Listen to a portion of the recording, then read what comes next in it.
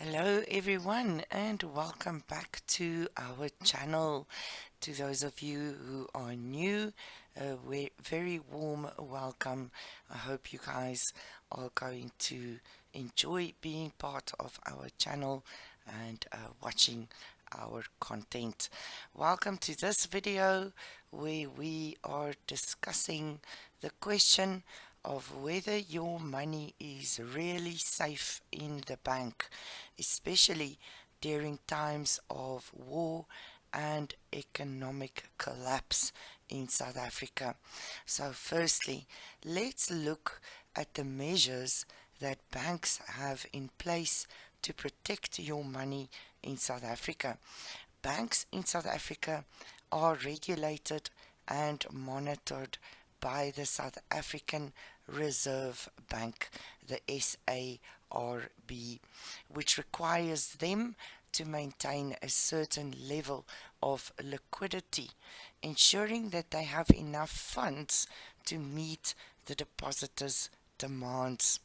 Additionally, banks have deposit insurance schemes such as the Deposit Insurance Corporation or the DIC, which provide protection to depositors if the bank should fail.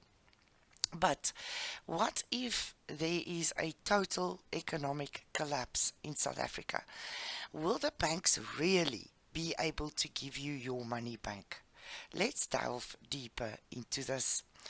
In the event of an economic collapse in South Africa, banks could face severe financial stress, making it difficult for them to meet depositors' demands.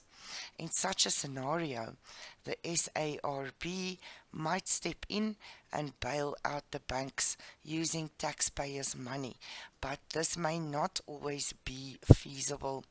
Furthermore, even if the SARB does bail out the banks, the amount of deposit insurance may not be enough to cover all the depositors' losses. The DIC currently covers up to 100,000 Rand per depositor per bank, which means that if you have deposited more than this insured amount, you may lose your money in a case of a bank collapse.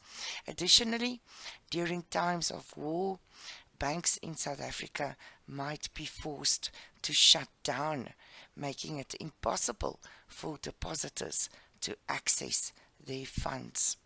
In such cases, it may take a while before banks reopen and depositors can access their funds.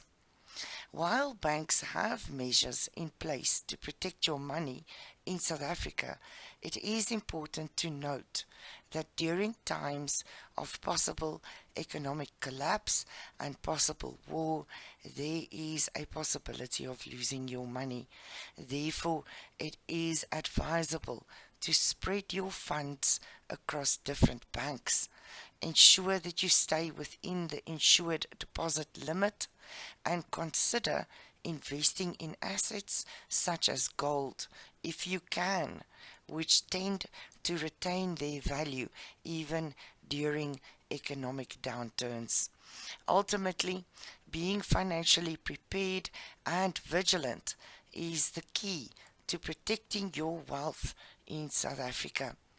Apart from spreading your funds across different banks and investing in assets like gold, there are other steps that you can take to safeguard your money in the event of an economic collapse or war in South Africa. One strategy is to try to diversify your investments across different asset classes, such as stocks, bonds, and maybe real estate. This approach helps to minimize your overall risk exposure, and in the event of an economic downturn or collapse, you may still have some assets that hold their value. Another strategy is to maintain a cash reserve. It is highly recommended to have at least 6 months worth of living expenses saved in a cash in case of emergencies. This cash reserve can be held in a bank account or a secure location in your home. It is essential to stay informed and keep track of economic and geopolitical developments in the world as well as our country, South Africa.